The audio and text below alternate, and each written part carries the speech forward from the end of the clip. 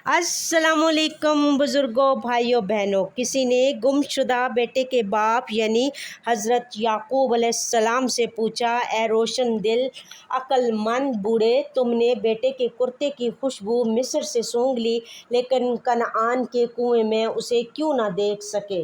उसने कहा, हमारे हवाल आसमानी बिजली जैसे हैं, जो कभी ज़ाहिर और कभी पोशीदा हो जाती है।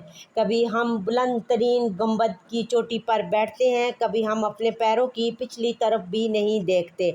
अगर कोई दरवेश एक ही हालत पर रहता तो ये और अगली दुनिया दोनों उससे दस्तकश हो जाती। सहरा के रास्ते में कोच की रात कीकर तले सो जाना अच्छा लगता है, मगर ज़िंदगी को खैर बात कह देना चाहिए। अगर महबूब मुझे हलाक करने के लिए दे दे तो ये न समझना उस लम्हे मुझे अपनी जान की फ़िक्र होगी।